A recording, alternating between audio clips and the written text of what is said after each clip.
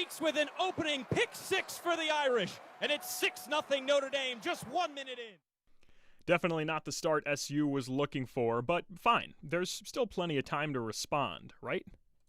The Orange head to the line to punt. It's Syracuse punter Jack Stonehouse. Snap goes back. Boot is blocked. Drifts off to the sideline and caught off the block. Notre Dame running it back. Luke Talich to the goal line. Touchdown Notre Dame! Unbelievable! It's 13-0 Irish before the offense hits the field. Even SU's punting game, which ranks top 10 in yards per boot, had its issues. The laundry list of faults for the Cuse was already pretty high, but I'm afraid to say it just kept expanding. Filardi with 5 seconds on the clock. The Orange set with 2. Filardi takes the snap with 1. It's low, dumps off left side, intercepted! Leonard Moore back the other way to the 20, the 10, into the end zone! 20-0, and no offense for Notre Dame. Just 5 minutes in, and the Irish are leveling the Orange. Yeah, you heard that right. The Irish had 21 points, and their offense had not even seen the field. When ND's attack finally made an appearance, it did not disappoint. The home side exploded for 2 rushing scores, and then went to the air. Carr takes the snap, rolls out to his right, looks downfield, launches in the flat, caught and walked into the end zone. Will Pauling, the 5-yard out route, and Notre Dame's route continues. 41-0, 4 seconds into the second quarter. Normally you would say the luck is with the Irish, but this was more than just luck, much more. The hammer stayed down for ND to end out the first half. So ball at the 15 on the right hash. Carr in the gun. 4-man front from the Orange. Takes the snap, hand off to Love. Off the right tackle, cuts upfield, walking at the 5, into the end zone. Jeremiah Love, touchdown number 2, and Notre Dame up 48-0. Just 9 minutes left in the second quarter. That makes it the 6th multi-touchdown game for Jeremiah Love. What a season the junior is having. A multi-touchdown stat line is cool, but you know what's even cooler? A hat trick.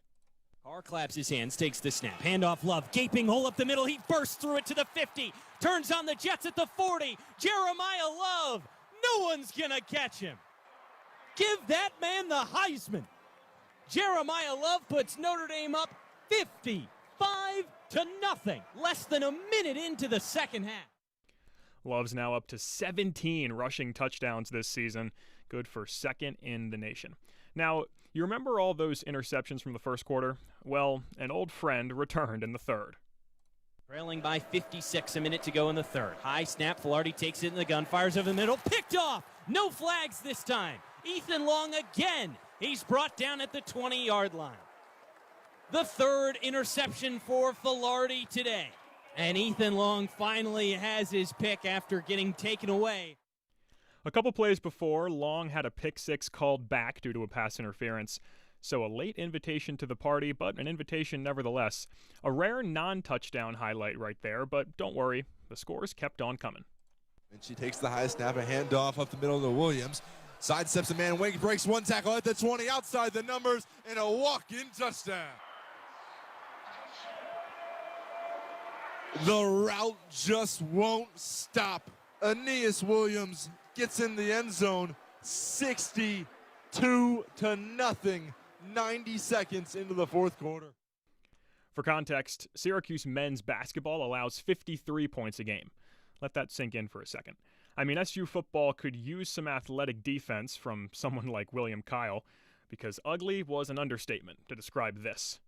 3rd and 9, Minchie takes the snap, a quarterback draw up the middle, beats a linebacker at the 10, at the 5, into the end zone.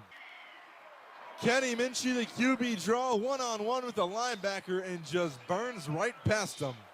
It is now 69-0 here in South Bend. 6 minutes to go, and Syracuse just doesn't have much life left. It just kept getting worse. The 2nd most points ever scored at Notre Dame Stadium. But as bad as this evening was for the Cuse, there was at least a small pot of gold for SU at the end of this long and grueling journey.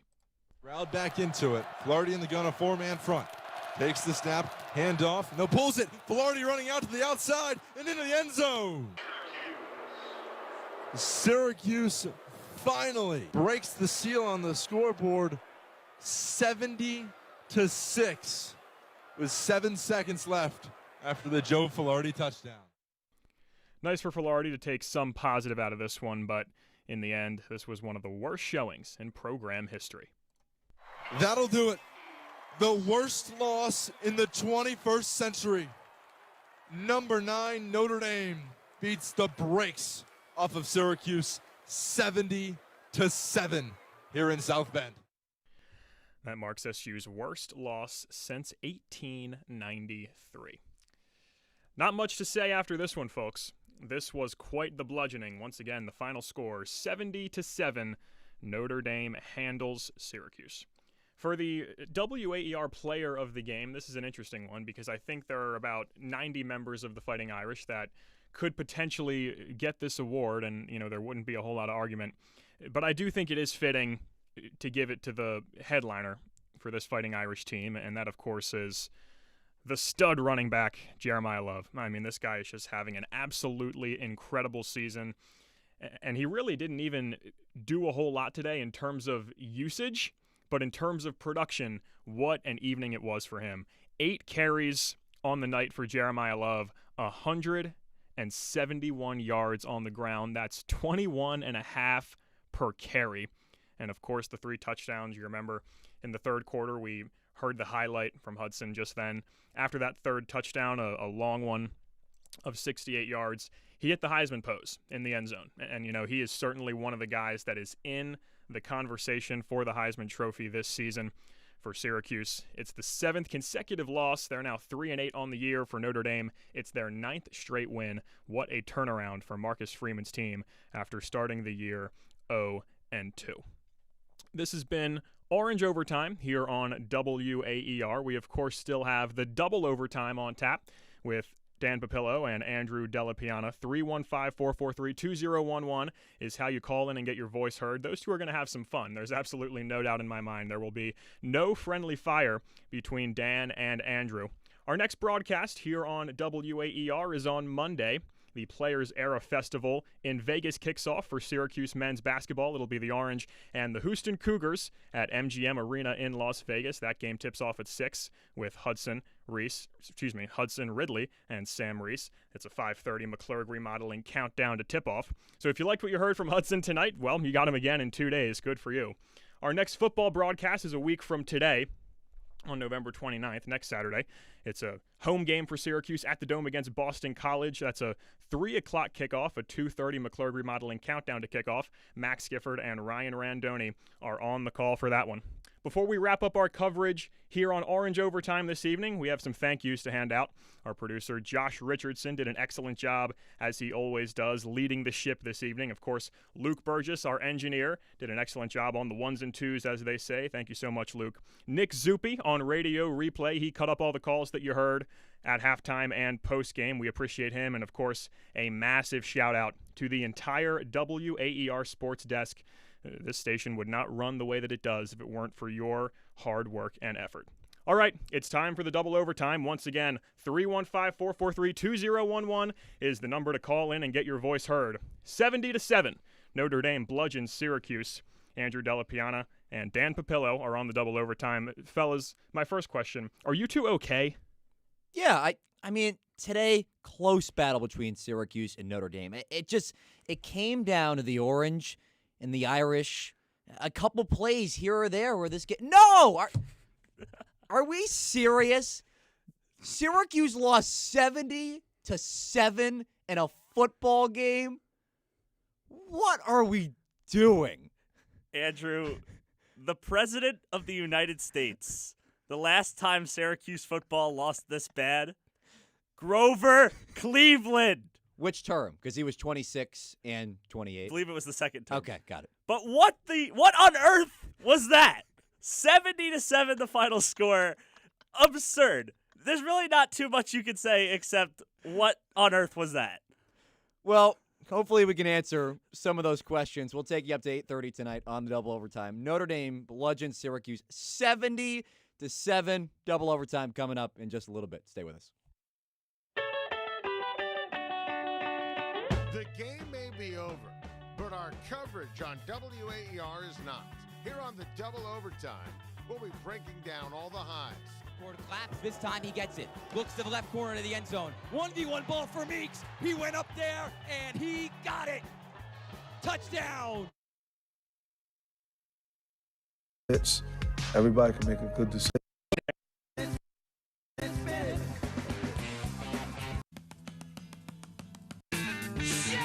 You'll be able to catch that on the show in the next while. Make sure you. The following is a presentation of WAER Sports and mixed-use projects, founded in 2019.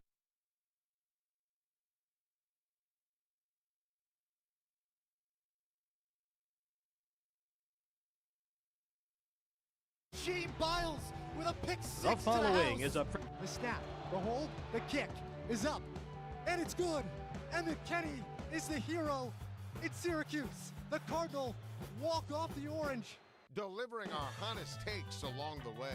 When you have this many talented receivers, this deep of a group, someone has to be in single coverage. Yeah. It was Jackson They Meeks. talked about it in Jackson Meeks in the second half, but in that sense, it was Trevor Pena. You leave Pena wide open, and you get him a great chance to make a great catch. What did we just watch? I don't know. This is the third-ranked passing offense in the nation going into the game. I'm sorry, that team did not show up. They were left in the bye week. A lot of rust offensively to start this one off, and it never got better for the Orange. Get your voice heard by calling in at 315-443-2011 or check out our YouTube at WAER Sports Talk. It's the double overtime, and it starts right now. What a day it was. Notre Dame 70, Syracuse 7. Thank you so much for joining us on the double overtime here on WAER Syracuse alongside Dan Papillo. I'm Andrew Del Piana, taking you up to 8:30. Oh boy. Where do we even start? Do we start from the second play of scrimmage where Syracuse threw a pick six and the game was? Where do we start in a game that had a point differential of 63 points? Please call in. We have so many questions from today's game. 315-443-2011. Again, 315-443-2011. We're on X. We're on YouTube at WAER Sports Talk. I'm speechless, and somehow we're going to have to fill over 100 minutes of airtime. But is there a point you want to start with? Because they allowed 70 points in a football game. You know what's interesting about that? You just mentioned 100 minutes of airtime. Syracuse held the ball for 42 minutes in this game, almost half of the time that we have on this show. And what did Syracuse show? 7 points. It really is flabbergasting. But I guess the first question I have for you, and we can start it out like this, would you consider this the worst sporting performance you've ever seen? Yeah, I mean they allowed 70 points. And they scored at the end just to be funny, right? They're just like, oh, Joe Filari's going to bring the ball in the end zone. Hey, look, we didn't get shut out 70-0. I mean, that might be worse than like UMass kicking the field goal and setting off the fireworks to avoid getting the shutout. That's an 0-11 football team right now. I think the Minutemen might be better than the Orange. If we're comparing Syracuse and UMass at this point in the season, if you told me that in August, we would be scratching our heads, Andrew. That's absurd. You know, the Orange lose for the 7th consecutive time, and good thing Ron from Syracuse, a regular caller in. Ron, let's hear it. Hi guys. Yeah, one thing I wanted. Does anybody know? Did Rudy get in at the end? I think he might as well have. He was offsides though, but we did not see him. But yes. No. Hey guys, I've been a fan. An SU fan. My dad used to take me back in the 50s. I saw Jim Brown. I saw Ernie Davis. I saw all the greats through the years, and this was kind of the most embarrassing loss I think that I can ever remember for SU. I agree, Ron. It boils down to I mean, Syracuse didn't look like they had any strategy going into this game at all. At what point in the game were you like, all right, was it on that first play where Notre Dame took it back for 6? Yeah, you know, it was close to that, right? It was the interception, right? The second maybe or whatever. But anyway, you know, here's the thing too. We know what's wrong kind of with the offense. I mean, let's face it. For when Angeli got hurt in that third game and stuff, or the fourth game of the season, there kind of our season.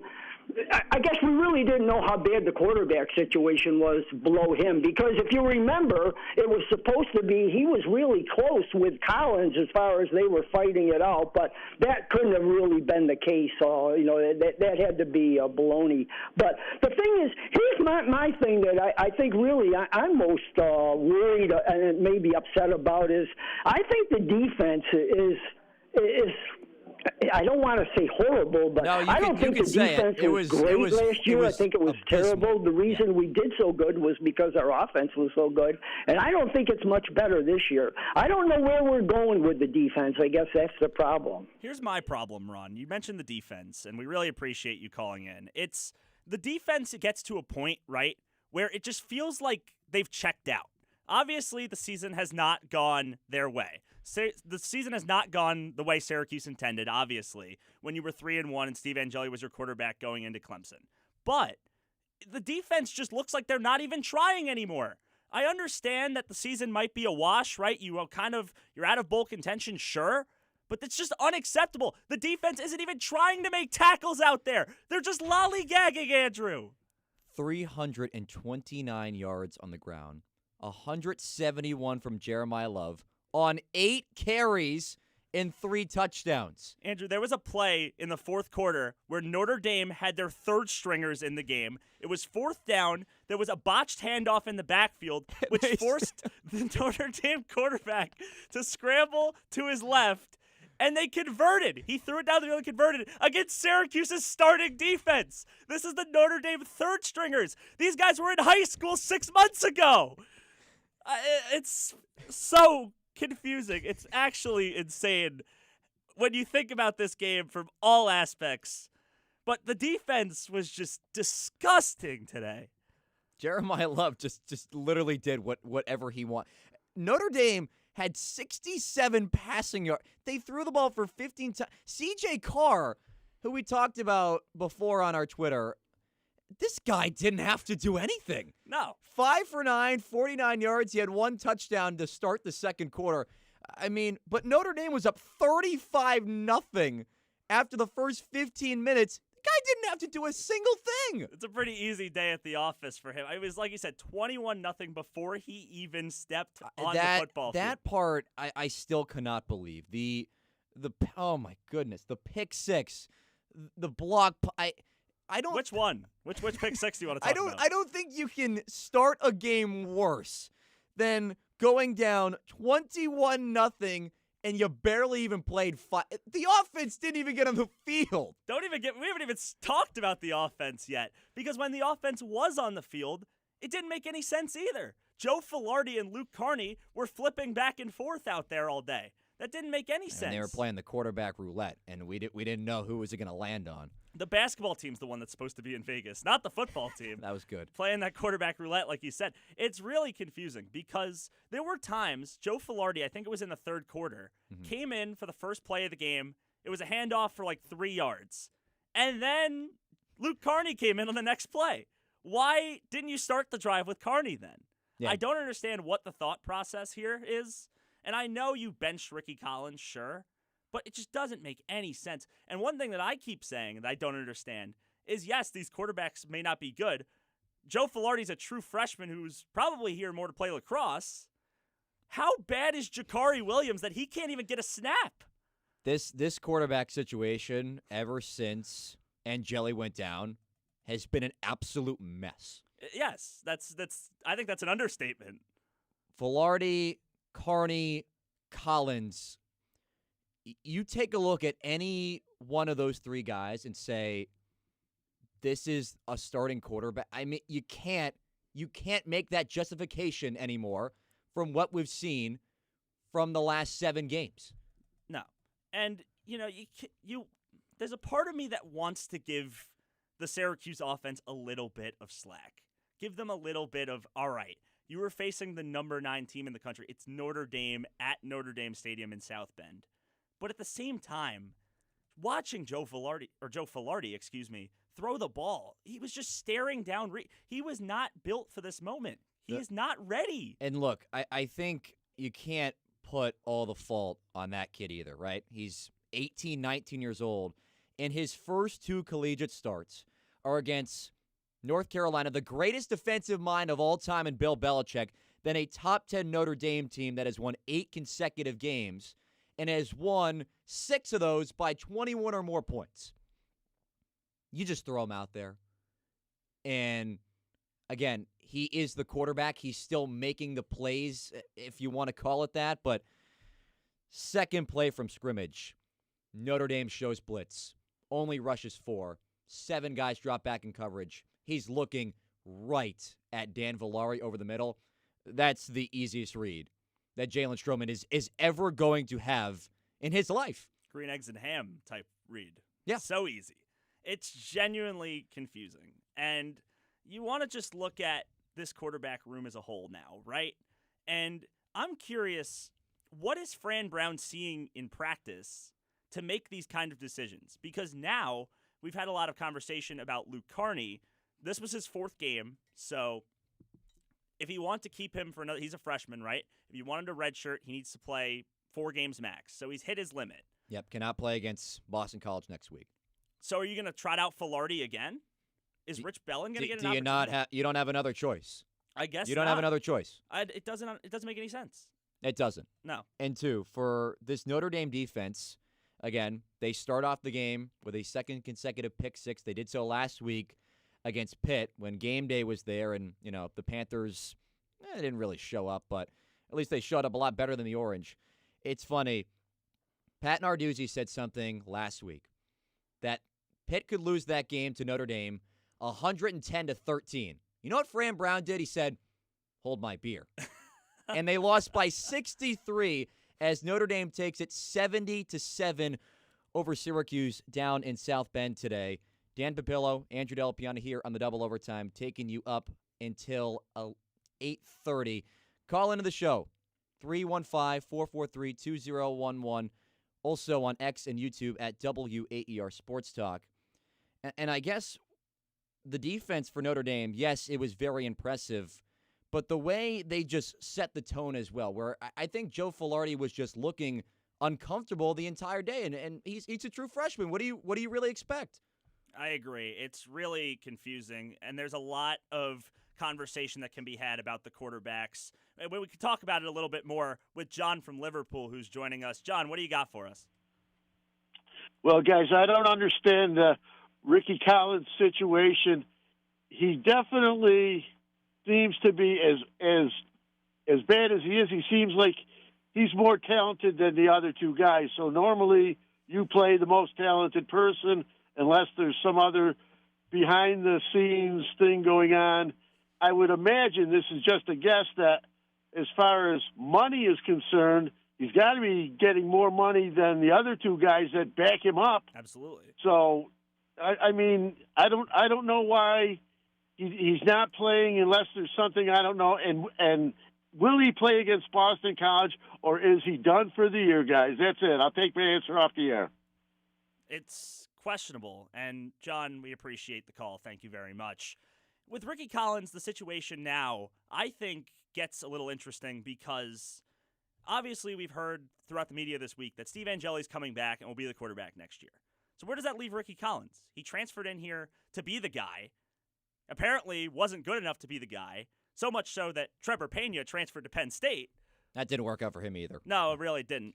But if Ricky Collins hasn't really proved anything to other schools. I assume Ricky Collins is going to enter the transfer portal at the end of this season to kind of show, and if he's going to want to be a starter, of course, but has he even really showed anything that he should be a starter somewhere else? Not really. And I guess this would have been the only opportunity for him to say to Fran Brown, hey, I want to show that I can do something to bigger schools or other schools that might need a starting quarterback next year. At this point, what are you going to do if you're Ricky Collins? I mean, I look at it, too, of a standpoint of, like, did he want to go out and play today and, put some tape on against a really good defense like Notre Dame? Sure, but at the same time, is it more so of like, this is a top 10 defense. I'm just going to be chuck and duck all day long and might hurt the stats at the end of the day. I think that, too, could be in the back of his mind.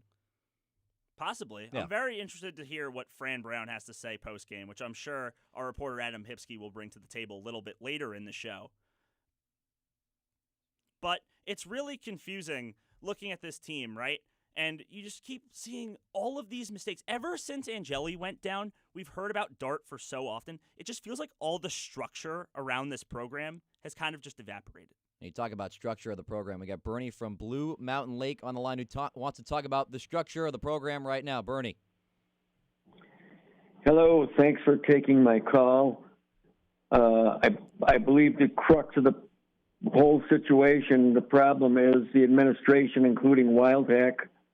They should definitely look at applying for admission into the Patriot League, where they have a chance of winning 3 or 4 or 5 games. Yeah, the administration is poor, is wee poor. But thanks for taking my call. You got it. Thanks so much, Bernie. We appreciate you taking some time. The Patriot League. Oh, I don't think they're that relegated to the FCS. Oh no! Listen. Syracuse football might be They're in a bad spot. They are not that good. bad. They're not that. They're bad. not with like Lehigh and Lafayette and Holy Cross. Holy Cross actually playing at Fenway today. Oh wow, that's pretty cool. I mean, we already off the jump. We're comparing Syracuse football to UMass football. So we're getting closer. Yeah, we're kind of getting somewhere. We're trying to figure out where they fit perfectly. Yeah, of course. And it's one of those things where it's if you're comparing Syracuse and UMass, like I said, if you would have told me that in August, that would have been absolutely absurd. Oh, I mean, we've gotten a long way from that point. I really want to circle back though to just kind of this first quarter in general, where this game was over basically from the start. We'll run you through a couple of the numbers because now that I say them out loud, they're actually pretty funny. Syracuse was down 35-0.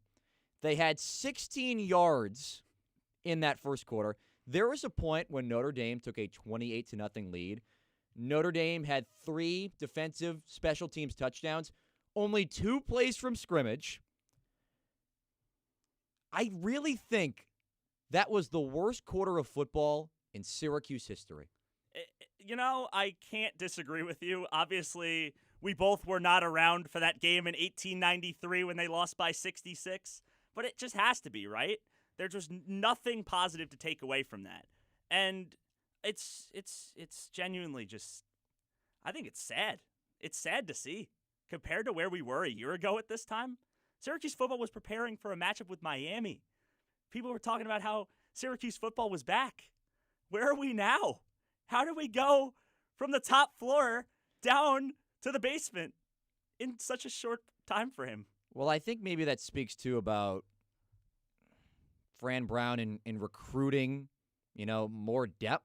Really, I guess, again, I think this conversation is a little tougher just because Fran Brown is really put in a tough spot, right? Your starting quarterback goes down, the guy that earned his way to a job after coming in from Notre Dame about 2 weeks after Ricky Collins is named the starter. Steve Angeli worked his way to be that starter role, and maybe it was a little bit of a roller coaster those first 4 games. I mean, they almost lost to UConn. They had to go to overtime in that one, but Angeli finds his form against Colgate, finds his form against Clemson, but tears his Achilles in that third quarter, and there was no sense of direction of what this team was going to do going forward.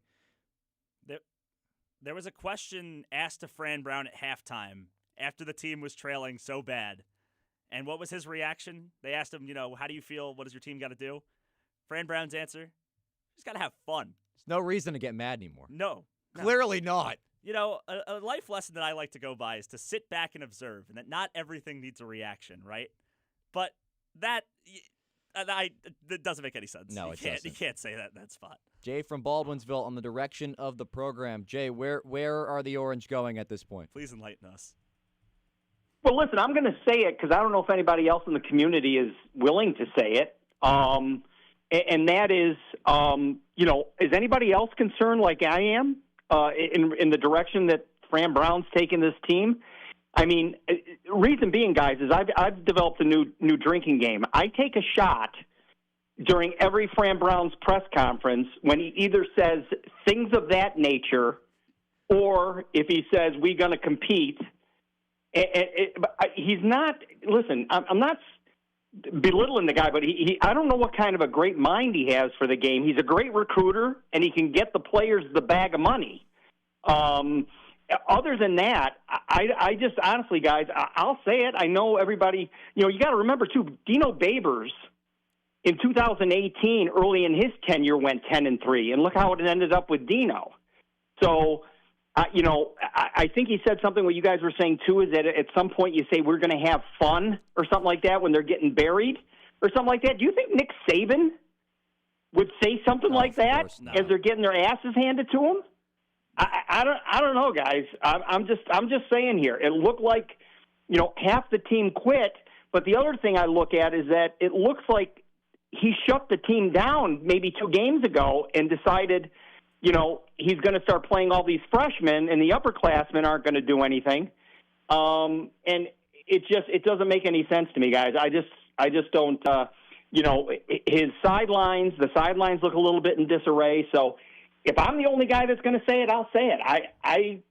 I'm not too impressed at this point. Well, Jay, please be careful and drink responsibly if you're going to play that game with Fran Brown's pressers. But I think if you look at this season, it's kind of just after the Clemson game, after that kind of happens, the season kind of just became a bit of a wash for Fran Brown. But guys, can I interject something real quick there? As an NIL investor, do you want to hear that? You're dumping, some of these investors are dumping hundreds of thousands of dollars. And after the 4th game of the season, you're looking now saying, hey, let's look to next year? It's just, you can't do that, in my opinion. You can't keep, because to be honest with you, Central New York area and Syracuse not being a huge mammoth school doesn't have a deep pockets when it comes to NIL. So we got to be very careful when we're shutting the season down in the 4th game of the year and then going out with your hand out looking for more money. So, if we want to play big-time football, we can't have that attitude. That's my opinion. I completely agree with you, Jay. Really appreciate the call. I know you're also a frequent caller into this program as well, so we always appreciate you taking some time after games. And I think he brings up an important point about where do things need to turn to in terms of the focus of what this program should look like, right? Because now this 7-game losing streak, it really feels like we're watching the same movie over and over again. Maybe this one looked a little bit different just because it was Notre Dame and they had the ability to score so many points. So that's why this deficit is looming so large right now. But, this probably could have been the case for any other game this season, really. It happened to be Notre Dame just kind of finally delivered those blows. Yeah, but to, kind of interject against Jay's point a little bit, what do you want the guy to say? What do you want him to say after you lose 70-7? He cannot go out there and say, "Oh, the season's a wash. We're looking towards the future." You can't say that, obviously, but it's just he can't go and say, we really competed and really tried as hard as we could, because that wasn't true either. I feel like he really cannot say that after what we saw on the field today. So Fran Brown, obviously, in a tough position on that front, and it's really just going into the future, like you talk about. I think, you say you're seeing the same thing. I think it's a little different because, like I said, I think you kind of have to take what you've been seeing ever since the injury, ever since Ricky Collins proved he can't hang, kind of just take everything as a bit of a wash. As bad as that is to say, especially comparing it to where we were last year at this point, it's just kind of the cruel truth, I think. And that's a great point, too, and Jay kind of brought it up as well, is where, there's a lot of players making their first career starts. I mean, Syracuse, 3rd most in the nation entering today with 21 guys making their first collegiate starts this season. And you tie that in with the gauntlet of the schedule that was expected on this season. Again, even if Steve Angeli plays in this game, this deficit, of course, is much, much better. But at the same time, the problems are working both ways, whether it's the defense or the offense. So having some form of veteran leadership out there, I think the Derek McDonald injury, earlier in the season definitely cost Syracuse some veteran communication in the middle of that defense where Derek McDonald is your defensive captain. Yeah, he struggled in the first couple of games, but he's still that guy that has been there and done that and can teach the new guys a little bit.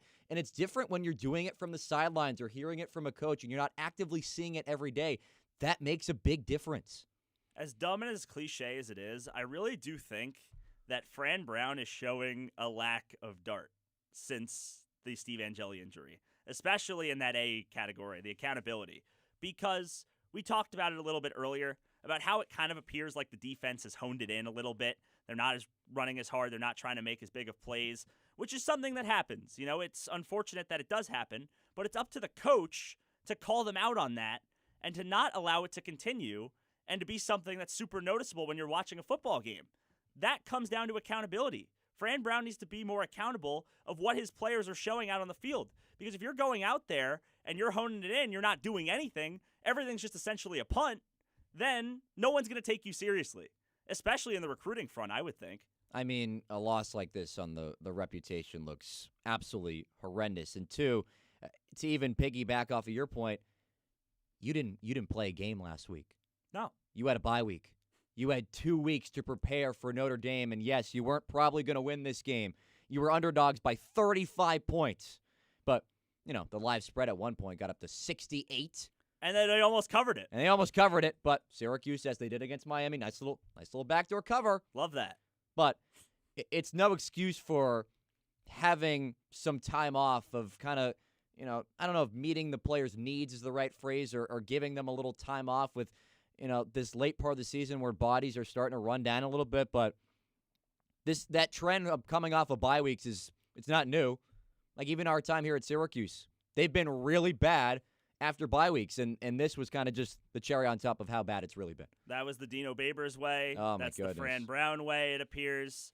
And the funny part is it's sandwiched in between, right? Because we were talking about it a little earlier. Feels like that Miami game was a while ago. Yeah. They had a lot of time to figure it all out and kind of really figure out what the direction is for the rest of the season. There's no bowl game on the table. Maybe you want to play a couple younger guys, something of that sort. But it just looked like, what did they do for 2 weeks? Did they watch the basketball team? Did they just sit down and enjoy that on their couches? I wish they would have, because the defensive effort for men's basketball right now is sure a lot better than football, what we just watched. William Kyle could probably get to the quarterback pretty easily. I'd actually like to see that. I mean, they should go out to fly to Vegas, the football team, maybe get a quick scrimmage in. I mean, maybe not with the schedule that basketball is coming up, but something to, motivate these guys of, hey, this is how you play defense, and this is not how you play defense, and then compare and contrast, and we'll play that fun little game. I don't know what you do at this point. It's kind of just getting a little bit absurd. Well, one more game for Syracuse on the schedule, but Dan and I have a lot of thoughts about where this program is going to in the future. That and a whole lot more on the double overtime after this. By infighting for months. Those cracks are only growing deeper and more divisive as the party wrestles with anti-Semitism in its ranks, the saga over the Epstein Files release, and bipartisan concerns about affordability. For the latest in our weekly series, If You Can Keep It, the fractures in the Republican Party and what they could mean for its future. That's next time on 1A. Weekdays from 10 to noon on 88.3 WAER. It's that time of year again. Yes, that's right. NPR's Books We Love. And with more than 380 entries from NPR staff across the network and trusted critics, we'll kick it off with the top nonfiction picks, hear about books that made the cut, and to add to your reading list this winter. It's part of a series that's been going strong for the past 13 years on the next Morning Edition from NPR News. Weekdays from 5 to 9 on 88.3 WAER. On the next Putumayo World Music Hour. We salute world music champions, Western artists like Peter Gabriel, Paul Simon, and David Byrne, who've collaborated with international musicians to bring world music to mainstream audiences. She's a rich girl, she don't try to hide it, diamonds on the soles of her shoes. I'm Dan Storper. And I'm Rosalie Howarth. pack your bags and join us for an interview with David Byrne on the next Putumayo World Music Hour. Sunday night at 11.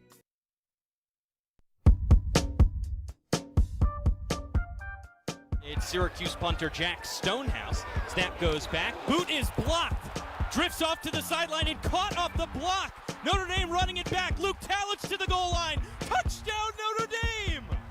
Unbelievable!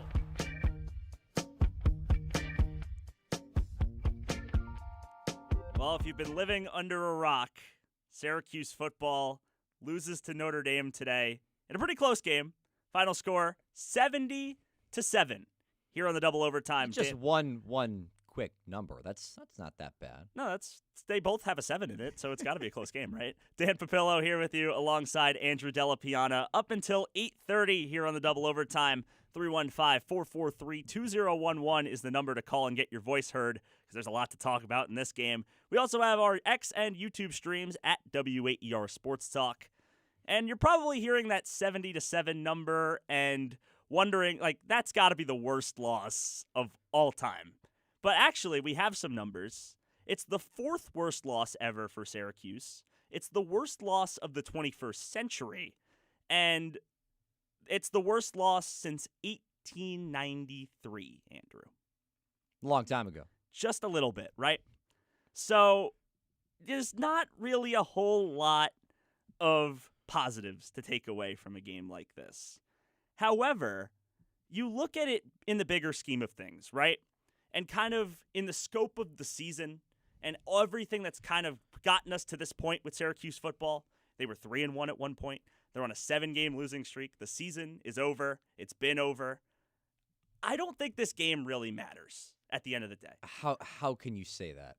It just doesn't. The game does not, in the grand scheme of things, matter. When the season was over, you already kind of homed it in for the season, which we've talked about over and over again, and you were playing against a top 10 team. This game was chalked up as a loss when the schedule came out. So you already kind of knew you were going to lose this game, and when you lose big like this, all you can really do is laugh. That's how I see it. That's not the point, though, is that they lost the game. They lost by 63 points on national television. Think about the implications of if you're sitting at home, you're a 16-year-old kid, and you're saying, I'm thinking about joining Fran Brown in Syracuse. This guy has given me so many life lessons. I'm starting to get some better offers down the line. And you turn on your TV, and it is 70-0 in the fourth quarter. Why would you want to go play for a program like that? Why?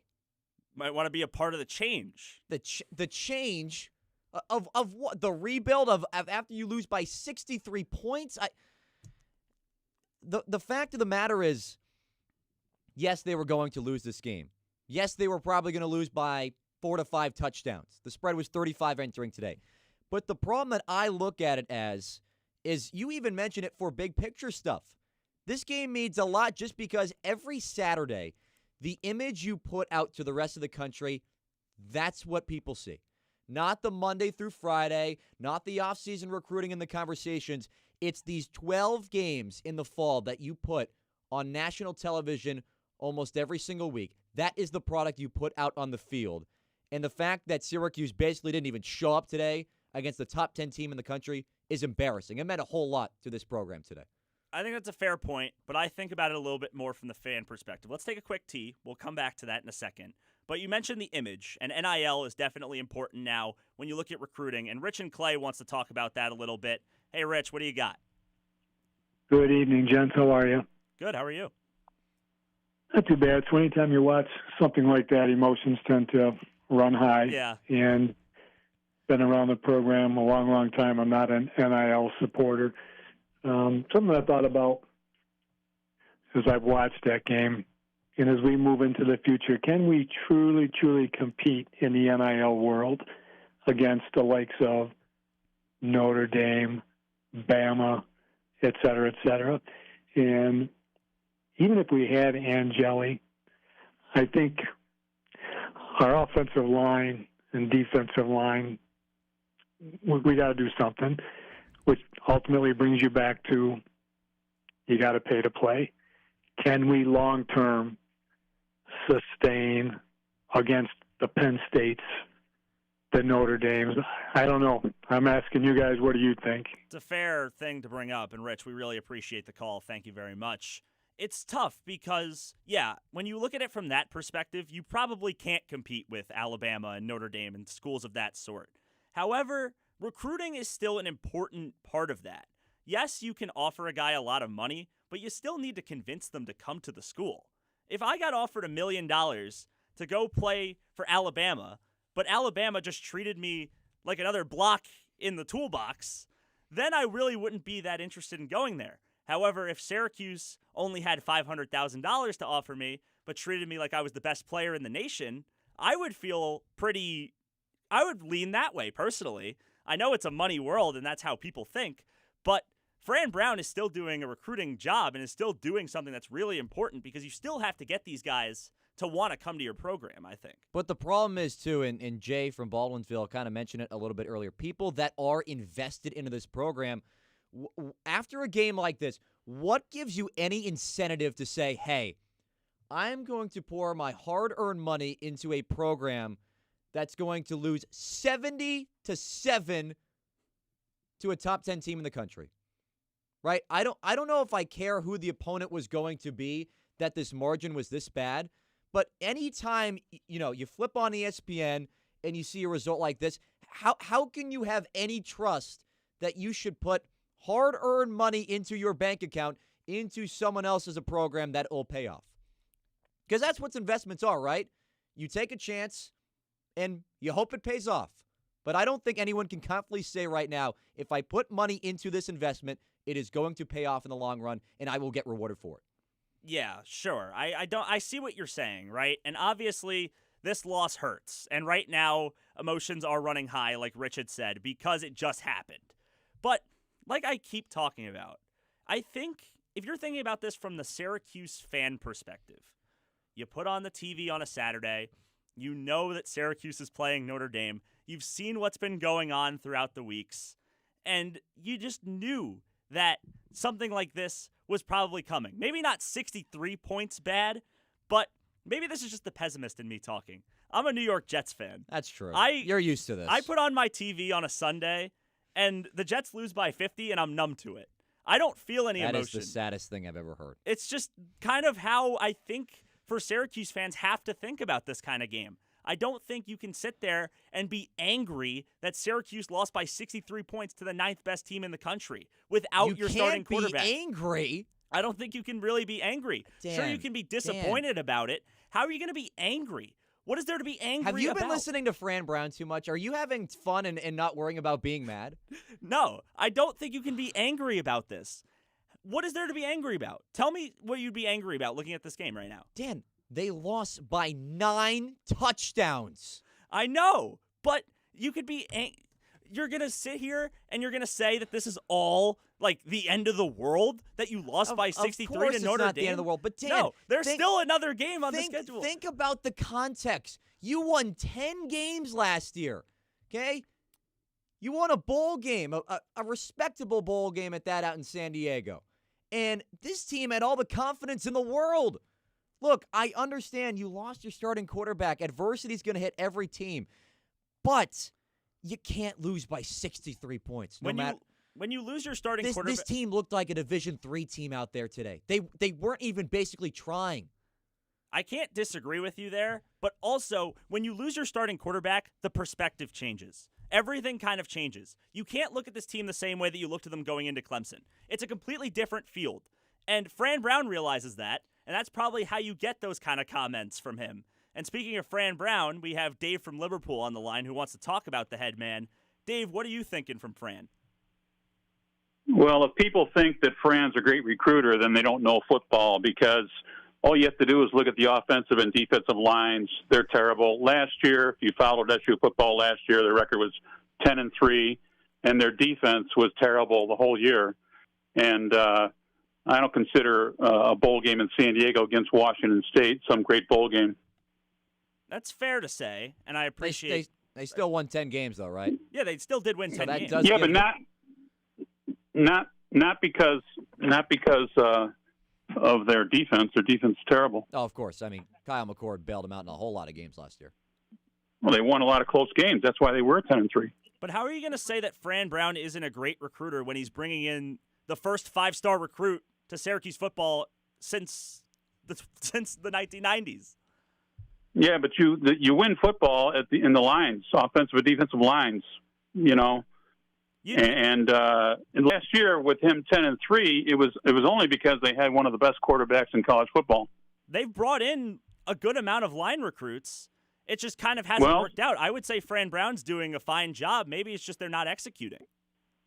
I would say that he's done a terrible job when it comes to bringing in defensive recruits, because look at how bad the defense has been in its first 2 years. Terrible defense. You have two of the best true freshmen in the country in Demetrius Samuel and Antoine Delorier, who he recruited. Okay, how's their defensive line?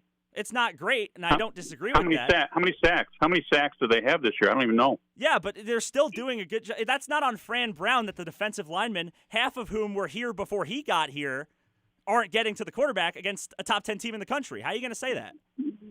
This is his second year. He's obviously recruited a good quarterback. Of course, look at Angeli. When did he come in? At the last minute, right? Yeah. Dave, we really appreciate you taking the time and calling in, but I can't agree with you on that front. I'm sorry. Fran Brown has been recruiting and doing a decent job at it personally, and I think it's tough because, yes, you can recruit to the best of your ability, but at the end of the day, it's just a different world for Syracuse than it is for some of these bigger schools, I think. No, of course it is. I mean, the funds they're not the same. But I go back to that point of people. NIL is so tricky just because of the way, whether it's booster things or sponsorships through different local businesses. It's kind of tough nowadays because you have so many people that want to look at bigger programs and say, "Hey, I want to help out in some way," and a lot of people do. But still, I go back to Dan of like, this is the product people see in games.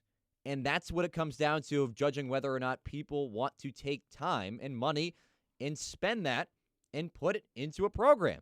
And I think that's where frustration starts to come in, is people not getting the same satisfaction as they did last year when you had so much momentum from a season ago coming into this year. There's plenty of room for frustration in a game like this where Syracuse loses to Notre Dame 70-7. Dan Papillo here with you alongside Andrew Della Piana on the double overtime up until 8:30. 315-443-2011 if you want to call in, get your voice heard. We've already had plenty of people voice their opinions on a game like this. But going back to what we were talking about earlier, it just, in a couple of years, right, we keep talking about this bigger picture. In 2-3 years' time, when you think back to this season, is your blood going to boil when you think about Syracuse lost to Notre Dame by 63 when their starting quarterback was out for the year? They were already out of bowl contention. Is that really going to stick with you? Because that's kind of my point. Dan, when we think about this game in 20 years and to say that we covered this game, of course we are going to think of this game. Now, I'm not saying it's not notable. That's not the point. What I'm saying is this game doesn't really mean much. Obviously, it's going to be a funny memory 20 years from now, but this is still a game that, in the grand scheme of things, is just another regular season non-con game that you lost by 63 to one of the best teams in the have country. the attitude of Pat Narduzzi right now. I do. And like I said, I think that's just... And that guy almost had a chance to go to a conference championship game, and potentially, Pitt and the CFP, it's pretty funny. But, you can't have that mindset. You really can't, where everything is so condensed into these 12 regular season games. I don't agree with that. I just can't say that because, yeah, sure, but you got to just, every coach talks about moving on to the next week, right? But thinking about that difference, though, of when Narduzzi said, hey, we could lose by 87, it's not a conference game. His team has the right to do that because they are more talented and they are better coached at this point in the season. Syracuse and Fran Brown has been a guy that has been positive all season long despite all this adversity. And they still lost by 63. What does that tell you? That sometimes it's not always about the message that the head coach is saying. Is how do the players respond to what they're saying? And even to back up your point about more talent being brought in and it has to be a better message in practice, maybe it doesn't matter because the product is what is the only thing that we see. And that's the only thing we could judge off of. And when you lose by 63 points, that's flat out unacceptable no matter who is playing. It's unacceptable, but it still isn't going to be the end-all, be-all, especially when you look at this program. When Fran Brown came in, nobody expected Syracuse to go win a national championship in 1 year, right? It's a process. It's a rebuild. When you bring in a new coach, you are starting fresh. And that's what Fran Brown is doing. Last season was an anomaly. You win 10 games because you had one of the best quarterbacks in the country, and, you win a bowl game. That's a good start, right? But this is what Syracuse football is. This is what Syracuse football has been our entire lives, most of our callers' entire lives. It's a long-going process, and that process is going to have ups and downs. This might be the bottom. This might be a down, but it's really not what you're going to think about at the end of the day. Where do you put a time frame then as a successful rebuild, right? Because maybe the problem was winning so many games your first season because the expectations were up here, right? Of like, hey, this is a pretty good football program now. Syracuse is back. They can potentially compete for an ACC championship and then find themselves into that top 25 consistently every season. That expectation, it's all the way. Can I go lower than the ground? Can I go 50 feet below the earth because of how the expectation has changed in a matter of, or let me say, 11 months? Rebuilding is tough because when I think of rebuilds, I think of terrible season. You get a little bit better over the next 2 or 3 years, and then you start to become a good program or a good organization. That's where I think the problem lies. Is the expectations were too high after one season that now you convinced all your fans that you're back, and then you lose 70-7 in the second and final week of the season. Well, fans raise their expectations a little bit too high then because that could be it too. Syracuse football has won 10 games not many times, and Mark from Central Square is on the line, and he has some thoughts on this. Mark, what do you got? Hey, good evening to the both of you. So I was just listening, and valid points being made by both callers and also you guys yourselves. However, I do think it's a bit dangerous to capitulate and try to defend a 70-point loss that pretty much was a 70-point loss because it would have been a shutout. Where the clock advanced a few more seconds. And I think that, especially because, as you just said, it being the second to last week there, that you can't have that mentality. What do you expect from these bigger teams? What do you expect? Once you start doing that, and I get it, I'm a Giants fan myself too, and I am also numb. But you quote Kobe and say, job's not finished, and he would never tolerate something like this. Nor do I think that we should sit here and say that yes, I get it. Yeah, sure. We lost starting quarterback, end of the season. It's been a rough go with things, but that mentality bleeds into the culture of the program and in turn will affect recruitment in the future going forward. Now, I'm a Fran Brown supporter.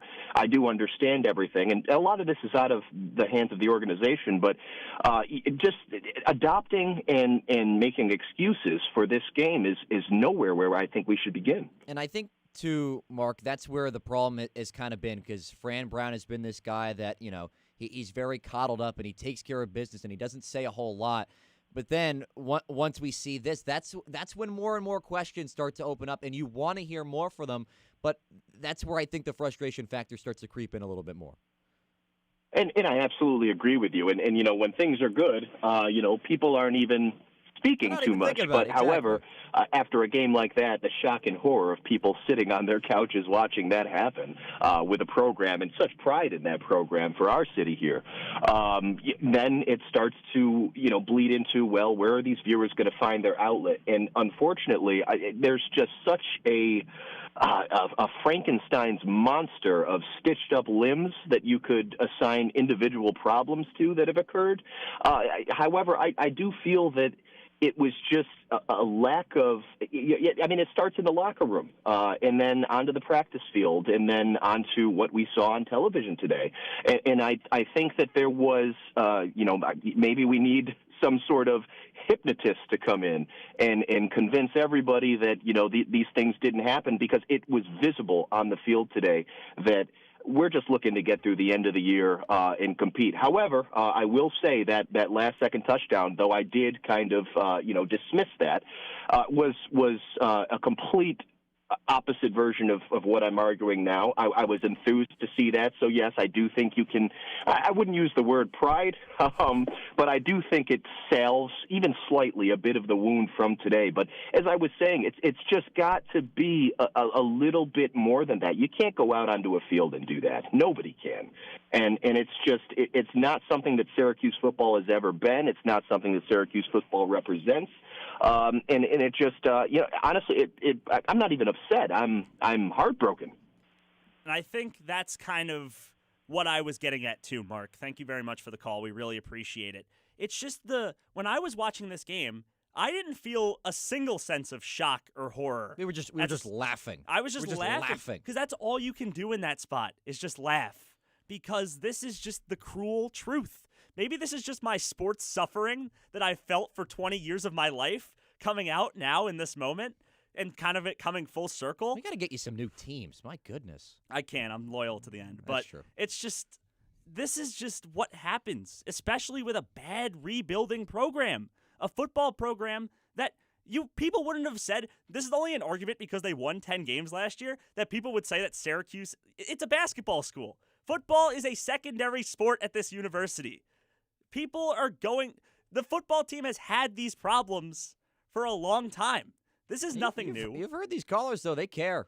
I know Syracuse they care. fans, they care. We all care. But it's just the point of this loss isn't like, if this was maybe the college football playoff and you lose a game like this to end your season, then sure, that's definitely going to be a heartbreaker. I think back to the worst losses I've ever experienced as a sports fan.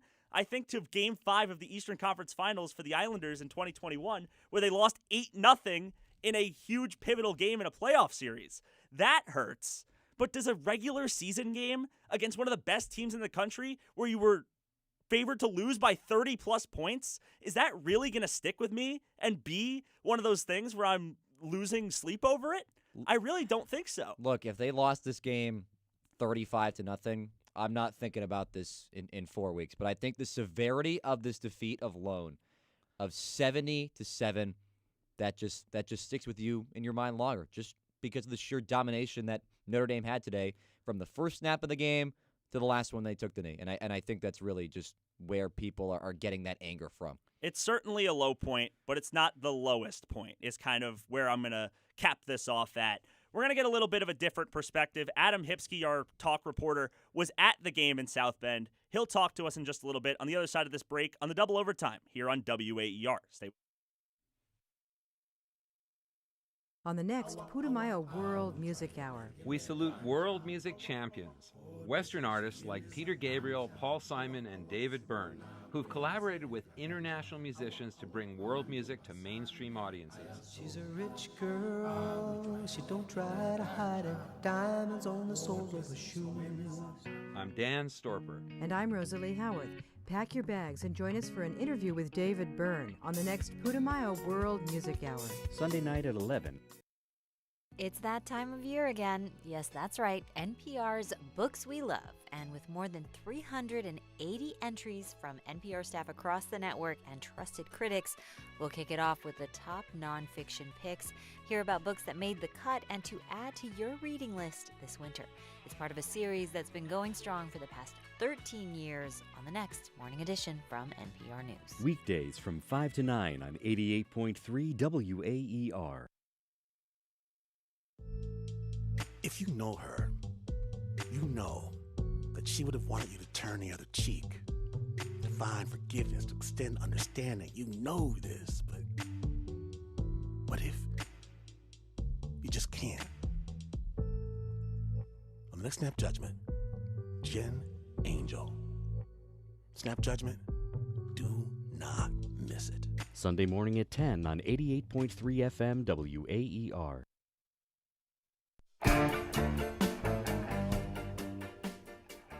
Takes the snap, hand off to Love. Off the right tackle, cuts upfield, walking at the 5, into the end zone. Jeremiah Love, touchdown number 2. Well, we heard a whole lot of that today as Notre Dame rolls over Syracuse 70-7 out at Notre Dame Stadium today. Dan Papillo, Andrew Del Piana here on the Double Overtime. Taking you up till 8:30. Call in 315-443-2011 and interact with us on X and YouTube at WAER Sports Talk. But I mentioned Notre Dame Stadium because now we are joined by our talk reporter, Adam Hipsky, who is in South Bend, his home state of Indiana. Adam, did you have fun watching today's game? Was that a blast for you back home? It was a blast. I think it was maybe a different kind of blast than what many people that are listening to this might have thought. But yeah, enjoyable experience. First game at Notre Dame Stadium, so yeah, I would say enjoyable. So you can cross that one off the bucket list. All right, let's get right into the heart. You were at Fran Brown's press conference. Give us some sort of explanation. We've been waiting to hear about this since about, I don't know, I'd say about 4 o'clock. I would say 3:30. Yeah. Yeah, I think that Fran, first and foremost talked about how this was a humbling experience. And when you talk about a losing streak that Syracuse has been on, such as the one that they're on right now, a lot of these losses have been humbling, but this one, is a little bit above the rest. So he gave a lot of credit to Notre Dame, and it's hard not to when you get beat in that fashion. I think Fran really respects Marcus Freeman and the program that he's built. So he gave a lot of credit to Notre Dame, and he said that this was humbling. But honestly, I think at the end of the day, Fran is somewhat used to it and, didn't try and buffer with any coach speak or anything like that. He knows that this one was bad, and that was about it. Are you saying he should be comfortable losing by 63? Is that what you're getting at? I don't know. I do not think that. Because I hope Fran not. Brown, no, he is not comfortable losing by 63. And I think that if you know Fran Brown, above all else, this guy hates losing more than he loves winning. Mm-hmm. So this wasn't just a loss. This was domination. So I think he's frustrated, but at the end of the day, I do somewhat think that when you talk from a game-by-game basis, there was nothing new from this loss other than, he said this one was a little bit more humbling. Adam, we just had a conversation for a while there, me and Andrew did, kind of talking about how much this game really means in the grand scheme of things, and I'm kind of curious your take on it. Well, you can ask Steve Angeli that. I think it probably mattered a little bit more for him than the rest, but not much. I was on Sports Night last night and talked about whether Notre Dame won this game by 10 or won this game by 63, as they did today. I don't think for the college football playoff it mattered much. I think for Syracuse's season, the coaching staff talks a lot about sending these seniors out on the right note, and I think a win today, would have done a ton for that. So, yes, maybe in that sense, but in the grand scheme of things, no. This season, Syracuse still misses a bowl game. At the most, Syracuse is going to win 5 games this year, even with the win today. That's half of what it did last year. So, in the grand scheme of things, no, this game did not really matter. However, it's hard to go into a full week of practice and game prep with that sort of mindset. Yeah, but Adam, I made the same point to Dan. Like, in 10 years, no one is going to remember that the lacrosse player that was a walk-on of this team was the starting quarterback. They are going to see the box score and see they lost 70-7. That's where it comes in of, like, the importance, right? Because they could have lost this game by 25 points. We would have been all right. You move on to Boston College and maybe get that 4th win. But the severity of the loss, that's what makes the biggest difference in my mind of the importance of this loss. Because we talk so much about the future of this program and what it's going to be. That's where everything should be boiled down to, is that point differential and how Syracuse was just murdered on a gridiron by Notre Dame. Certainly, and I think if you really want to take that route, you have to look at what the recruiting landscape does for Syracuse after this game. Now, if we want to talk in the grand scheme of things, if this is a program-altering loss and this really changes the trajectory of Syracuse football for years to come, that's going to be on the recruits that are not just committed, but that Syracuse is in the running for right now.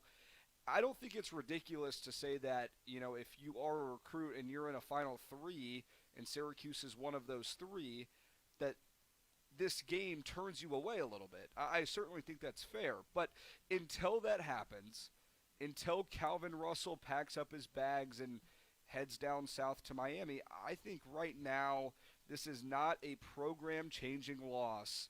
And I think Syracuse, in the grand scheme of things, sure, in 20 years from now, you're going to talk about this loss and it's going to be significant. But at the end of the day, I still think that whether recruits decommit or still want to play for Fran Brown, I think that's the story. Well, Adam, you better hope they win a national championship by 2045 then, my friend. Go ahead, Dan. Yeah, I just think, I agree with you, Adam, and especially in the context of this is what Syracuse football, you mentioned, program-altering loss, or is this really going to affect the way things are for Syracuse football, the things to come? This is what Syracuse football is. Last season was an anomaly, in my opinion, when you look at everything in the grand scheme of things. Syracuse has always been a meddling team, barely competing for bowl eligibility. And this game kind of proved that once again, because you put that same kind of ragtag group with, give or take, without a starting quarterback, up against a number 9 team in the country. This is what people would have expected 5 years ago. This is what people would have expected 2 years ago.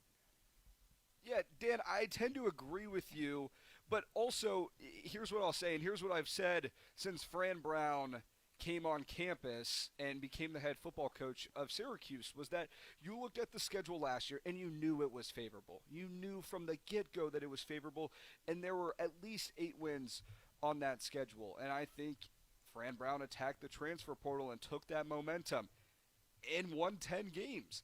But the problem in my eyes with it was he didn't do anything with that 10-win season. You got the favorable schedule. You capitalized on it in the time. But then when you fast forward to now, at least in my eyes, this roster was not built to compete not just in the ACC, not just in the middle of the ACC, but honestly, I keep going back to I don't think this team is bowl eligible with Steve Angeli at quarterback because there's 22 starters, and I think outside of that one, there's plenty of holes otherwise. So, yes, Dan, I agree with you that this is maybe not a 63-point loss is to be expected, but that was where Fran Brown was supposed to change things, and he had all the momentum in the world. He had the recruits. He had the transfer portal. He was on social media. He had the attention of everyone. And unfortunately for Syracuse, he didn't do much with it in the offseason, and you see it here today. And that's part of it, too, is you talk about the schedule because this schedule is certainly not favorable. And a lot of Syracuse fans last year probably wouldn't have realized that schedule was favorable, which is, once again, where those expectations shot up and got way too high because people saw a 10-win team and said, Syracuse football's back. Fran Brown's the greatest coach of all time. This is what Syracuse football is. Like I keep talking about, it's a rebuilding process. It's getting from the ground up. You shot up, you got a taste of what it's like at the top, but you got to consistently get there. And this season, the team didn't do itself any favors on that front. But I want to ask you, kind of changing gears a little bit, talking about this quarterback situation, because they didn't have a starting quarterback without Steve Angeli. It was kind of a mishmash of guys today, Joe Filardi and Luke Carney. Did Fran Brown say anything about why he was bouncing back and forth between quarterbacks or his thought process at all? Yeah, I think he was a little bit frustrated. He didn't go into really too much detail. I think a lot of it was how Filardi ended the game in Miami, leading that touchdown drive, which ironically he did something pretty identical today. But I think a lot of that played into it. I think when you look at this Notre Dame team, you didn't want to turn it over against them, and hindsight's 20/20, but you throw 2 pick sixes in the first quarter, and Joe Filardi was just as prone to the interception as Ricky Collins. But in that North Carolina game, while Filardi wasn't necessarily strong, he at least didn't turn it over and at least didn't throw an interception. So I think that's why he went with Filardi. Was it the right call? Who knows? This was a 63-point game. I think whoever you trotted out there, Syracuse was severely at a disadvantage across the field in all three phases of the game. So, no, not really. But also, he was asked about Luke Carney, and I think that was a main storyline going into this one, was the most competitive game that Syracuse had left on its schedule was Boston College next Saturday. And the one that they hadn't really given too much of a go with was Luke Carney. So I think in the minds of a lot of fans was, okay, Luke Carney will probably get all of the tick in that BC game and at least see what he can do, preserve his red shirt. But you can only play 4 games. And today Luke Carney went in and played his 4th game, and he stopped the bleeding when Joe Filardi was, under duress time after time, but he only threw 4 passes. So it's kind of hard to put this into perspective of what was this coaching staff thinking, because now Luke Carney is either going to play in a, meaningless game next week against Boston College, or he's going to lose his red shirt and lose a year of eligibility, which you saw last year, how that unfolded with Ryan Day and Kyle McCord, and how frustrated fans were and coaches were with Ryan Day playing Kyle McCord in meaningless snaps 4 years ago in Ohio State. So I think it's certainly interesting. I would be surprised to see Luke Carney next week. He seems like a good kid, and the coaches like him. So I think that today was his last day. But what's surprising to me is that Fran only gave him 4 passing attempts and very, very little time to operate this offense. And that's where I can't understand it at all, is why you have Ricky Collins, who doesn't have to worry about the red shirt. He did that in his first season at LSU. And now you have this true freshman coming in from Texas that had a really good high school career down there. But why is Ricky Collins not eating up those snaps? Why are you giving it to a true freshman that you can save for another season, that potentially you could develop during his time here at Syracuse? And instead, he goes out there, a game of roulette with the quarterbacks of flipping them in and out. That's the part I cannot understand, Adam, about why you would waste that chance for Carney to save himself rather than just throwing Ricky Collins to see maybe he gives you some sort of spark. That's the part I can't seem to understand. I agree, and when it was that early, it already felt like the game was out of hand. So this wasn't a tactical move in the sense, at least in my opinion, in the sense of this is trying to provide a spark to get Syracuse back in the game. In my mind, it was, let's give Joe Filardi 10 minutes to, sit on the bench so he gets why put without having to scramble out of the pocket and run away from these 6'3", 240-pound Notre Dame linebackers. Then why put Carney in? Does that make that better? That he's getting the one that's getting chased?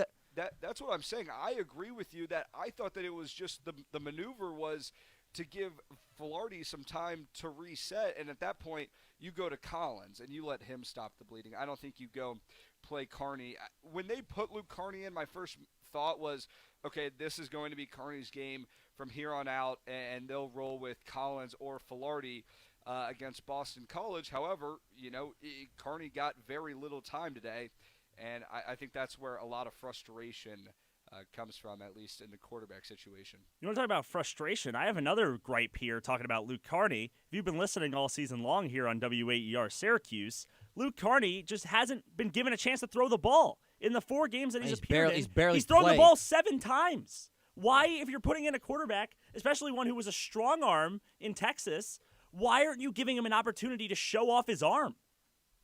Yeah, I'm not really sure I have the answer for you, Dan. No, I don't think anyone does, Adam. That's completely reasonable. It's a tough question. I think that what is even more mind-boggling to me, and when we talk about this, not just continue to harp on it, but I would say that the strength of this Syracuse roster holistically is the wide receiver room, which is even more of a reason as to why are you not letting Luke Carney at least test it with his arm. Maybe they see something in practice that we don't. They're in the film room. They get that time. We don't. But at the end of the day, what difference does it make?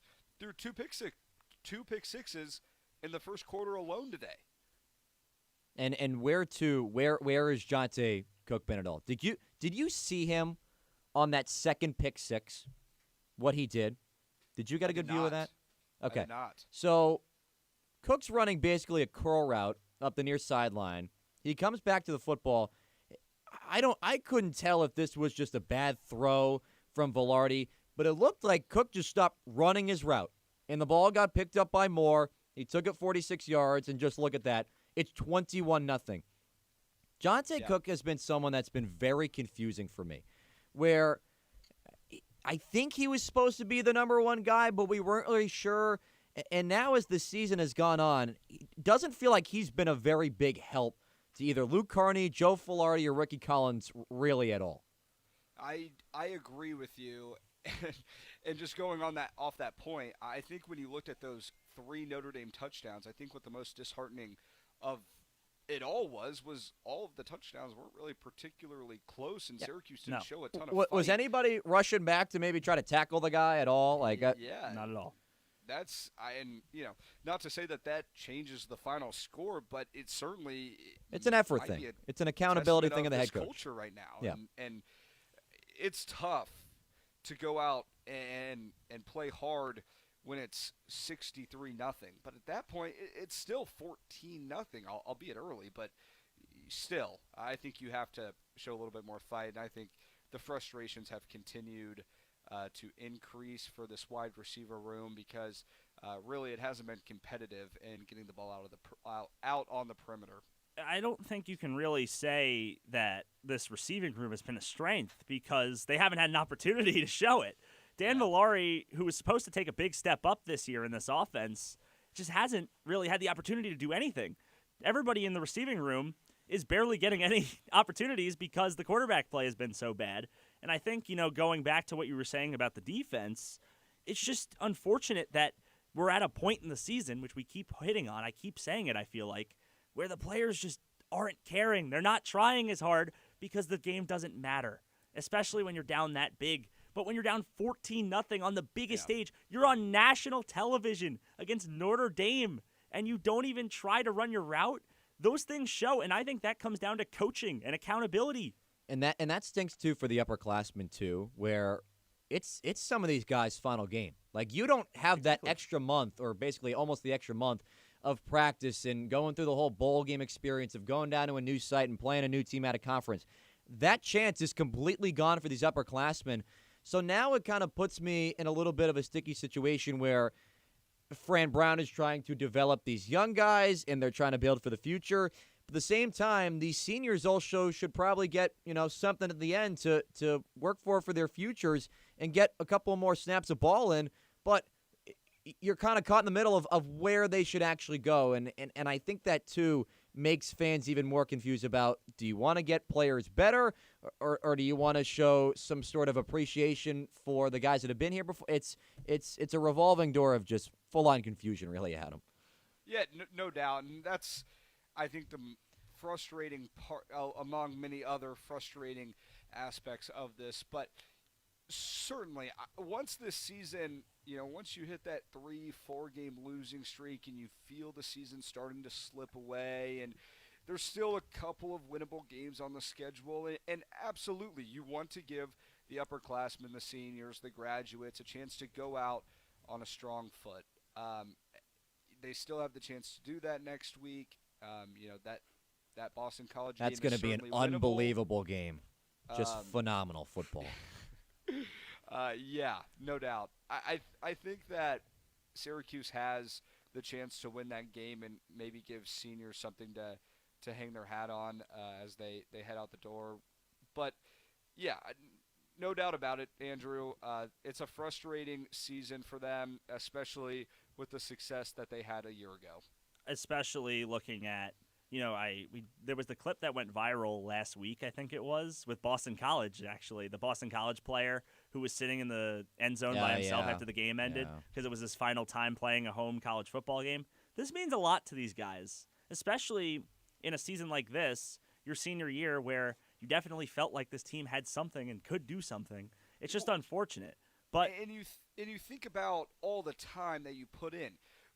Even if you're not a high-end guy, you're still putting in, countless hours on the practice field, in the weight room, in the film room, and you still come out here and you do all of that, and then you see the results like this. It does, hurt a little bit for sure. And it's absolutely really a pride thing. Again, welcome back into the double overtime.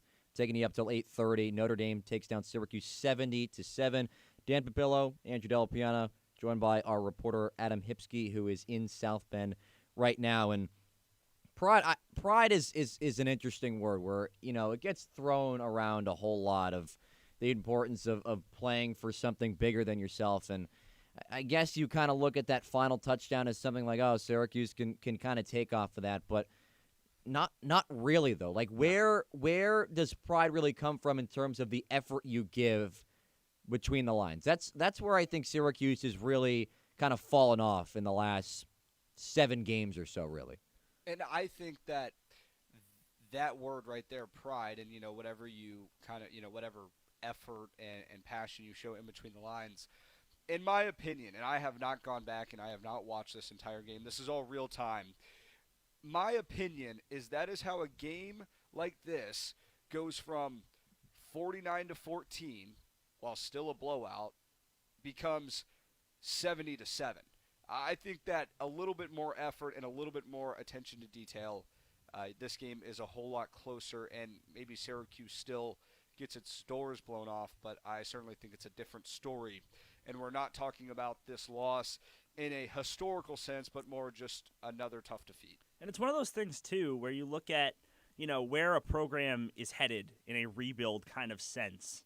And you usually would take away a moral victory, no matter what, right? Like, I can think, for example, we've already touched on it that I'm a Jets fan and I have a lot of football suffering. Last week against the Patriots, they played on Thursday Night Football, your team. They kept it somewhat close, and I felt proud in that. I said the Jets of old probably would have lost this game by 50, and they only lost by 13. So in the kind of similar mindset here, it's the Syracuse team didn't give you any of that, and that's just not what you want to see. You want to see at least some sort of growth where, yeah, you knew you were going to lose to a top 10 team in the country, but you at least wanted your team to put up a fight. But I just think the perspective changes when your season was already over, when everything changed when you lost Steve Angeli for the year. I agree. I think this was most evident in the run defense. Notre Dame gashed Syracuse all day long. And once again, not to circle back, but to circle back, when we talked about the weaknesses of last year's team and how Fran Brown had the momentum to recruit and hit the portal and fill the holes, it was the run defense. I thought that was the most glaring issue from a year ago. And to go on a little tangent here is the run defense is worse than it was last year. So now all of a sudden you've got a Notre Dame offense that is particularly strong in running the football. And now you've got a Syracuse defense that is not relentless, does not rush to the football. And as soon as it gets to the second level, it would be interesting to go back and see how many times Syracuse brought down the runner in between, that 5 and 15-yard mark, as opposed to, Price or Love taking it to the house. It seemed like as soon as he got through that front 4, he was gone. So I think, a lot of it is effort, and, this rush defense is certainly has left a lot to be desired. Well, Jordan Love, I don't think he got touched on any of his 3 touchdown runs. I mean, that first one where he went for 45, he was gone. Nobody in the middle of the defense or even the secondary as well got a piece of him. I mean, Adam, we know this guy is a Heisman candidate, right? He ran for 171 yards today, but he had an average rush of 21 yards per carry today. It's insane. That's ridiculous. Like, I don't care if that's Bo Jackson back there. Yeah. The guy had 8 carries, and he nearly had 200 yards. We knew it was going to be a big game for him. The matter of question was if he was going to break out, but when he broke out, and that just happened to be on his first touch from scrimmage. And I think C.J. Carr, the quarterback for Notre Dame, is outstanding. I think he's a great player, and I think he'll do some really good things at the next level. But they didn't ask him to do anything. Oh, he played a great dummy today. When in soccer they just let the ball go through your legs? That's exactly what he was doing today. Yeah, no kidding. So, and I think also when you look, 24 hours ago. What does Syracuse need to do to somehow pull off this shocker in South Bend? Well, you have to create a turnover, or you have to have a couple of 50-50 balls go your way. Well, what did Notre Dame want to do with C.J. Carr coming off his worst game of the season, throwing 2 picks? Run the ball. I think everyone, all 70,000 in attendance here tonight, knew that Notre Dame was going to try and ground and pound its way, to the finish line. And they not only did that, but they totaled over 300 yards on the Syracuse defense that seemed like it was not ready for the run whatsoever. And as soon as Jeremiah Love got to the second level, he was gone. I think the biggest thing, too, that we need to make sure we do is we've obviously talked a lot about how this is bad for Syracuse. We cannot discredit how good this Notre Dame team is and how impressive it is to win a game by 63. And to keep your foot on this team is so good. And it's just, I want to finish on this, Adam, kind of looking at, the environment over in South Bend at Notre Dame Stadium today. The fans it was a packed out 77,000 people at the game. Just how different does that feel in comparison to where Syracuse is right now? Dan, it's a world of a difference. It really is. And you see it across everything. I think that Syracuse has struggled to put together environments like this, and Notre Dame has now done it for 19 games in a row, and talking about selling out a crowd. So Notre Dame can pick any game. It doesn't need to be a high-end blockbuster to get 50 recruits here.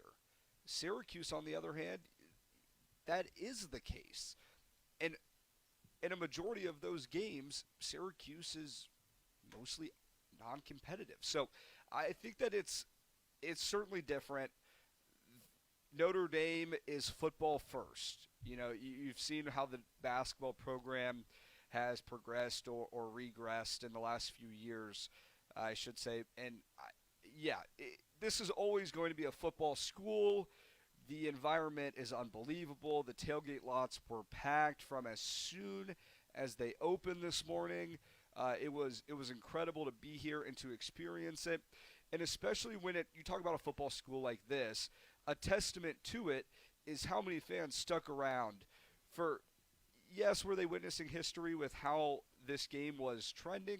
Sure, but it was also senior day. And I think that a lot of fans stuck around to appreciate those that had put 4 to 5 years into this program. And I think that's kind of what the difference is right now, at least with Syracuse and Notre Dame, if you could sum it up in one story. Yeah, that's kind of really the story of the rest of the game, is where Notre Dame and Syracuse have those major differences, despite those two programs only being separated by 2 years since the establishment. But, Adam, thanks so much for joining us. Enjoy the rest of your break over in Indiana as well. And even shout out, we got Fishers on the broadcast as well. I know one of your high school classmates was playing in today's game for the Fighting Irish. Yep. Thanks, guys. Take care. Yep. Thanks so much, Adam. One more final break here on the Double Overtime. When we get back, a little preview for Syracuse men's basketball in the Players Era Festival out in Las Vegas. And one final recap, getting you set for Boston College next week between the Orange and the Eagles. Don't go anywhere. On the next Putumayo World Music Hour. We salute world music champions, Western artists like Peter Gabriel, Paul Simon, and David Byrne, who've collaborated with international musicians to bring world music to mainstream audiences. She's a rich girl, she don't try to hide it. Diamonds on the soles of her shoes.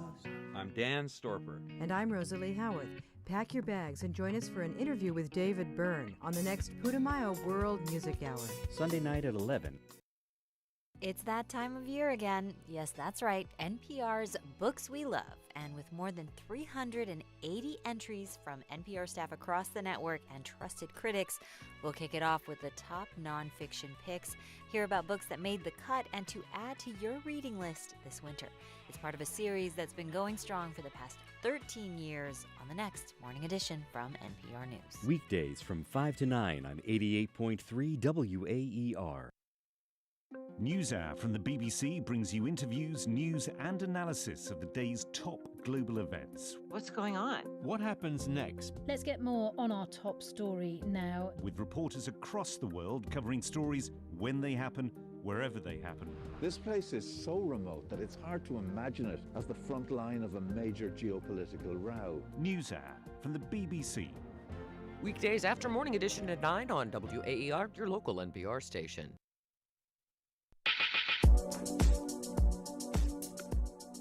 Velarde with 5 seconds on the clock. The Orange set with 2. Velarde takes the snap with 1. It's low, dumps off left side, intercepted! Leonard Moore back the other way to the 20, the 10, into the end zone! 20-0, and no offense for Notre Dame! The feeling inside of Syracuse fans might be the color violet, but welcome back here into the double overtime. Dan Papillo alongside Andrew Della Piana. Syracuse loses to Notre Dame 70-7. We haven't said that enough. I think we got to let that sit again for a second. Caught you up until 8:30, but it's finally time to transition a little bit because it's been a pretty negative show all overall because of what we saw on the football field. But over on the hardwood, things are going to get a little bit exciting this week for Syracuse men's basketball as they travel to Las Vegas for the Players Era Festival. And the first team on the docket for the Orange, number 2 Houston, Andrew. It almost kind of feels like Syracuse Notre Dame on a similar kind of level. I wouldn't say that at all. Why not? You think you compare that game to this game? Well, no. I'm saying that I think it's a test for Syracuse again to prove themselves against I don't really know if this football game was adversary. a test today against Notre Dame. This, for men's basketball, definitely a test because, look, you blew out your first 3 opponents. You finally got over the hump of what you did last year where the average margin of victory in those first 3 games against Lemoyne, Youngstown State, and Colgate was only about 5 points. But you have blown out that first 3 opponents. That 4th game against Monmouth, though, that was a little scary. Only trailing by 1 possession with about 30 seconds left. J.J. Starling wasn't really on his game, missed a whole lot of free throws. This is going to be interesting, Dan, because I think this kind of feels like the perfect benchmark right now for men's basketball where, you cruise through those first 3 games. You have your first kind of like, oh no moment, like against Monmouth, against a pretty okay team. And now you go in the belly of the beast. So I think this is a good point to find out where Syracuse is at as a team and as a program. This week is going to be a really good test of where that is. Well, yeah, you're facing one of the best teams in college basketball best this defense decade. Nation, too. And Kelvin Sampson has been defense. That is his MO. Syracuse might have the best defense in the country, but Houston's right there as well in that top 5.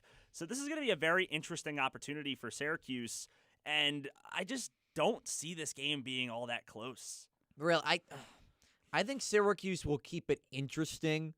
Like I think Houston's going to pull away, and the score at the end is going to be a lot worse than how the game actually went, just because Houston is definitely significantly the better team in this game. But I think for the Orange, the thing they do have is their defense really, right? Because Adrian Autry has done such a good job of preaching this team sticking together as a unit, playing really good defense. We've heard Hunt, we've heard Kills a whole lot over these last couple of weeks. And to have this be the first kind of, tough test, if you will, against this Cougars offense, which, again, just made the national championship a season ago, it's going to be interesting to see how Syracuse gets that first kind of real good opponent. And I think that's where the interest really comes in for Syracuse this week. This game is going to be especially interesting, but I think the one against Kansas the next day is the one where Syracuse can really prove itself. Kansas doesn't have Darren Peterson, the projected number 1 overall pick. That's correct. Which is unfortunate. You want to see good talent out on the floor. But it's a good opportunity for Syracuse to pick up a big-time win. Houston, I think, is just going to be all right, let's see where we stack up, and then let's take the momentum moving on. That's true. I like that. So that's going to be exciting. Game 1 of the tournament, Monday at 6 p.m. We have McClurg Remodeling Countdown to tip-off here on WAER at 5:30. And then the next day, Syracuse plays Kansas. That's a 3:30 tip. 3 o'clock McClurg Remodeling Countdown to tip-off. And then a third game still to be determined either Wednesday or Thursday. But we've got you the entire way through. All right, Andrew, we got to bring it back to football, unfortunately. It's time for our final words, and I will give you the honor of going first. Well, thank you so much. Watching today's game, it gave me the reminder of the Boca Raton Bowl 2 years ago, where Syracuse got their doors blown off 45-0 by South Florida. And that was the game that was coached by Nunzio Campanelli after Dino got fired. And I remember sitting on my couch thinking, wow, it really can't get worse than this. Syracuse did everything wrong in this game and lost 45-0.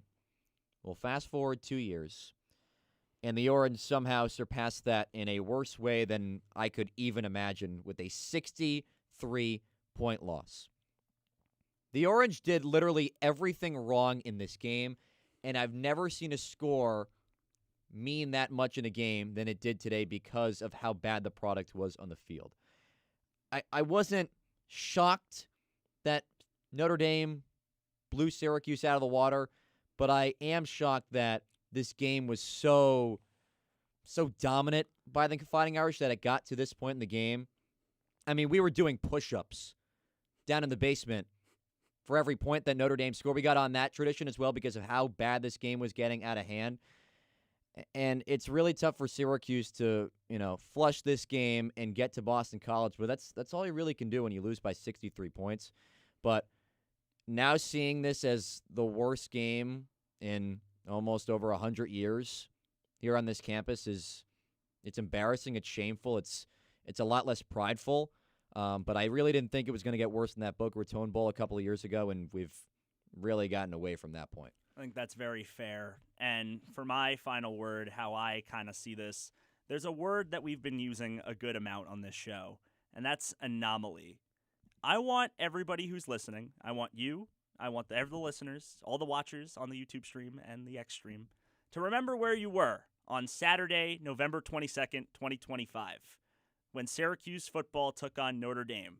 Because, we mentioned it, this hasn't happened in 100 years. And it probably isn't going to happen for another 100. You are never going to see this bad of a performance by Syracuse football probably in the rest of your lifetime. And that's just kind of the cruel, unfortunate truth of it. So remember all of these emotions that you're feeling right now from watching that game, from hearing what Fran Brown had to say, how the team has responded, how they might respond next week. Remember this, because this is something that you can tell your kids and maybe even tell your grandkids about, because it just doesn't seem like something that will ever happen again, especially if you believe in Fran Brown and you believe in this coaching staff. If you believe in the message that's being spread by this program and has been spread for the past 2 years, then we should never see something like this ever again. This should be rock bottom. We'll just have to wait and see. I mean, I hope so. You went full Dan Hurley there, where it's like, remember this moment, because we're going to take off when they do. They won back-to-back national championships. Exactly. Do I think Syracuse is going to go win back-to-back Absolutely national championships? not, but no, I like where your head's at. There's still a long way to go for this program, and it's one of those things where you're going to see, you're going to have ups and downs. We talked about it. The ups last season, a little bit too much of an up. So much so that everybody expected Syracuse football to immediately spring up into the ACC championship consideration. That was just never going to happen. 2025 was always going to be a reality check with the schedule that was brought. Facing Tennessee in Atlanta to start the year, facing Miami, facing Notre Dame, both on the road.